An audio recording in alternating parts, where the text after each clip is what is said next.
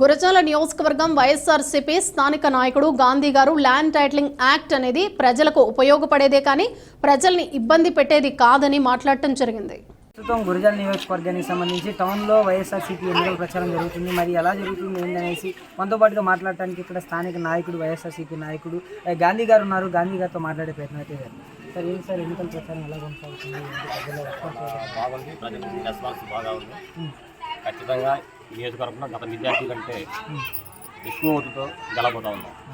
Sir, మరి ఇప్పుడు జగన్మోహన్ రెడ్డి గారు ల్యాండ్ టైటిలింగ్ తీసుకుని వచ్చారు. దానివల్ల యూజెస్ ఏంటంటే అంటే టీడీపీ వాళ్ళు దుష్ప్రచారం ఎక్కువైపోయింది. ల్యాండ్ టైటిలింగ్ అనేది కేంద్ర ప్రభుత్వం జీవో తీసుకొచ్చి వాళ్ళు చెప్తా ఉన్నారు. దాని మీద అధ్యయనం జరుగుతుంది, ఇంకా జీవో అయితే పాస్ కాలేదు. ల్యాండ్ టైటిలింగ్ అంటే అది భూమి, ఎవరి భూమి వాళ్ళకి. గతంలో ఒక భూమి 100 సంవత్సరాలు అనేక రకాలుగా మారుకుంటూ వచ్చి అనేక మంది పేర్లు.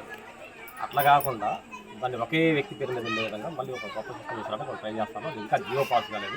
దానికి చంద్రబాబు నాయుడు గారు అభూత కల్పనగా ఏదో అయిపోయింది, ఆయన భూమి లాగేసుకుంటాడు. ఏం చేసుకుంటాడు? జగన్మోహన్ రెడ్డి గారి భూమి ప్రజలకు మేలు చేయాలనుకునే ప్రభుత్వం, ప్రజలకు మేలు చేయాలనుకునే వ్యక్తి జగన్మోహన్ రెడ్డి గారు. అంతేగాని చంద్రబాబు నాయుడు అనే వ్యక్తి ఏదో జనాన్ని భయభ్రాంతులకు గురి చేసి వచ్చే ఎన్నికల ఓట్ల కోసం ప్రయత్నిస్తూ ఉన్నారు. ఎవరు నమ్మే పరిస్థితి కూడా లేదు. ఆయన చెప్పేదంతా కూడా అబద్ధాలు. దానికి ఎలక్షన్ కమిషన్ కూడా చంద్రబాబు నాయుడు గారి మీద కేసు పెట్టడం జరిగింది. అంటే ఉపయోగాలు ఏంటి సార్ ఈ ల్యాండ్ టైటిలింగ్ యాక్ట్ వల్ల? ఉపయోగాలు ఏంటంటే చెప్తున్నా కదా, దానివల్ల ఇప్పుడు భూమి ఉంది, భూమి ఉంది, ఈయన పేరు మీద ఉంటుంది. గతంలో అనేక విధాలుగా వేరే వాళ్ళు కొనుక్కొని వాళ్ళ పేరు మీద కొనుక్కొని రీఛేంజ్ చేసుకోక భూమి వాళ్ళ పేరు మీద ఉంది. ఆర్ఎస్ఆర్లో ఒకరి పేరు ఉంది, ఈ విధంగా ఆర్ఎస్జీలో ఒకరి పేరు ఉంది.